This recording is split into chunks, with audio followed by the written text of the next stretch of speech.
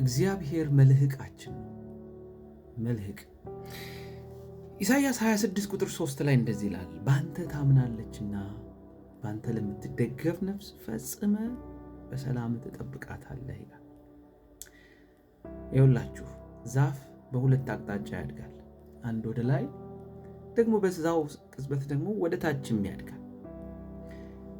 ወደ ታች ሲያድግ ስሩ በፍሬው ላይ ትልቅ ተጽዕኖ አለው። ወደ ታች ባደገ ቁጥር መልካም ቅጠል፣ መልካም ፍሬ፣ መልካም ቅርንጫፍ ይኖረዋል። ወደ ላይ ከመውጣቱ በፊት ግን ወደ ታች ማደጉ ግድ ነው። ወደ ውስጥ ግን ብርሃን የለም፣ ጨለማ ነው ያለው። ወደ ውስጥ ደስ የሚል ነፋሻማ አየር የለም፣ ጭቃ ነው ያለው። ወደ ውስጥ ጥልቀት ነው ያለው፣ አፈር ነው ያለው። ግን ወደ ላይ ወጥቶ ፍሬ ለማፍራት ደስ የሚል ፀሐይን ለመሞቅ ለብዙዎች ጥላ ለመሆን የግድ እዛ ጭቃ ውስጥ፣ እዛ አፈር ውስጥ፣ እዛ ጨለማ ውስጥ በጥልቀት መከተት አለበት። ያ መሆኑ የሚመጣ ንፋስ ሁሉ እንዳይወስደው ያደርገዋል። በዚህ በተለዋዋጭ ዓለም፣ በዚህ በሚያስፈራ ዓለም፣ በዚህ በየሰከንዱ ነገሮች በሚደበላለቁበት ዓለም አጥብቆ የሚይዘን መልህቃችን እንዳንወሰድ፣ እንዳንጠፋ፣ እንዳንሞት የመጣ ሁሉ እንዳይገለን የሚያደርገን መልህቃችን እግዚአብሔር ይባላል። አሜን። ለዚህ ነው በአንተ ታምናለችና በአንተ ለምትደገፍ ነፍስ ፈጽመ በሰላም ትጠብቃታለህ ይላል። አይገርምም? ኢሳይያስ ይህንን ሲጽፍልን በጣም እስራኤል በከባድ ሁኔታ ውስጥ በነበረችበት ስፍራ ላይ ነውና በዙሪያ ያሉ ጠላቶች በተነሱባት፣ ነውጥ በበዛባት፣ በምርኮ ባለችባት፣ በግዞት ባለችበት፣ ጦርነት በሚያንዣብበት ሰዓት ላይ ኢሳይያስ ቆሞ እንደዚህ አለ፣ በአንተ ታምናለችና ማንንም የምንመካበት የለንም፣ ማንንም ድረሱልን ብለን የምንጠራው የለንም። የኛ መልህቅ በሚንቀሳቀሰው ዓለም ውስጥ የማይንቀሳቀስ የሚያጸና እግዚአብሔር አለልን። መልህቃችን እግዚአብሔር ነው እያለን ነው። መልህቅ አንድ መርከብ ጸንቶ እንዲቆም የሚያደርገው እንዳይጎዳ የሚያደርገው ነገር ነው። ይኸውላችሁ የአንድ መርከብ አደጋው በዙሪያ ያለው ወጀብ ሳይሆን፣ በዙሪያ ያለው የሚጮህ ውሃ ሳይሆን፣ ውሃው መርከብ ውስጥ መግባት ሲጀምር ነው። አይገርምም? የኛ ጠባቂ መርከቡን ከአደጋም ሊንክ ከማድረግም ይጠብቅልናል። ስጋት የለብንም። መልህቁ ካለ፣ መልህቅ ከሌለን መርከቧን የሚይዛት የለም። የማትፈልግበት ቦታ ትገኛለች። ከድንጋይ ጋር ትጋጫለች፣ ትጎዳለች፣ ትሰምጣለች። መልህቃችን እግዚአብሔር የተባረከ ይሁን። አጥብቆ የያዘን እግዚአብሔር የተባረከ ይሁን። ይኸውላችሁ መልህቅ ካለ በነውጥ ውስጥ ሰላም አለ። በዛ መርከቡን በሚያጋጨው ውሃ ውስጥና ነፋስ ውስጥ አጥብቆ የሚይዘው መልህቅ እንደሆነ ሁሉ በሐሳብ ማዕበል፣ በጤና፣ በገንዘብ፣ በትዳር፣ በአገልግሎት፣ በብዙ ችግር ውስጥ ላላችሁ ሰዎች መልእክት አለኝ።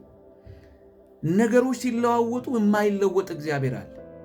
ነገሮች ሲገፈትሯችሁ፣ ሊጥሏችሁ ሲሞክራችሁ አጥብቆ የሚይዝ ከመጣባችሁ ሞት የሚያስመልጥ ጠንካራ ከዓለቱ ጋር የተሳሰረ እውነተኛ መልህቃችን እግዚአብሔር ይባላል። እግዚአብሔር ስለያዛችሁ ምንም አትሆኑ። ማዕበል የለም አልላችሁ። እግዚአብሔር አንድም ቦታ ማዕበል፣ ችግር፣ መከራ እንደማያገኘን ጋራንቲ አልገባልንም። የገባልን ጋራንቲ አንድ ነው። በማዕበል ውስጥ፣ በወጀብ ውስጥ፣ በመከራ ውስጥ እግዚአብሔር ኃይል ሆኖ ከለላ ሆኖ እንደነ ዳንኤል የእሳቱን ኃይል አጥፍቶ በውሃ ውስጥ ባለፍን ጊዜ ውሃው እንዳያሰጥመን አድርጎ ግን ያሳልፈናል።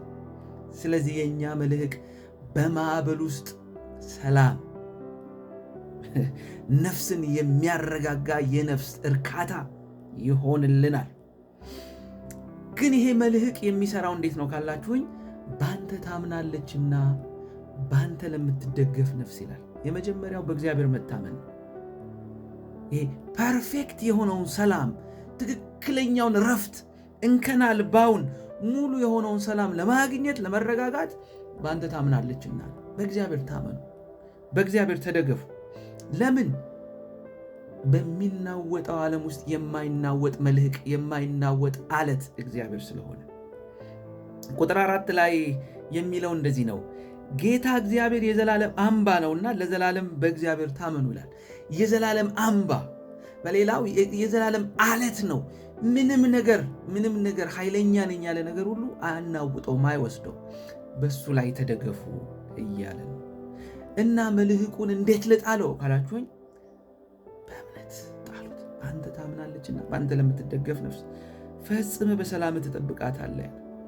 ፊልጵስዩስ 4 ላይ ከ6-7 ሐዋርያው ጳውሎስ ሲናገር በጸሎት በምልጃ ከምስጋና ጋር ልመናችሁን አስታውቁ እንጂ በአንዳች አትጨነቁ ይላልና እሱ አእምሮን ሁሉ የሚያልፍ ሰላም ልባችሁን ይደግፋል፣ ሐሳባችሁን ይደግፋል ይላል።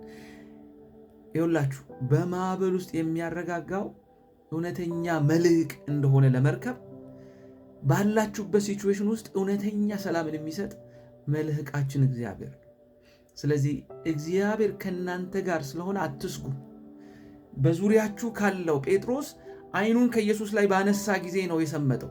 በዙሪያችሁ ካለው ነገር ይልቅ ኑ ያላችሁ፣ ተሻገሩ ያላችሁ እግዚአብሔር ታማኝ ነውና በመልህቃችሁ ተደገፉ። ሰላም ይሆናል፣ ረፍት ይሆናል፣ ያሻግራችኋል፣ ያላችሁ ቦታ ያደርሳችኋል። በጌታ በኢየሱስም መልህቃችሁ እግዚአብሔር የተባረከ ይሁን። አሜን።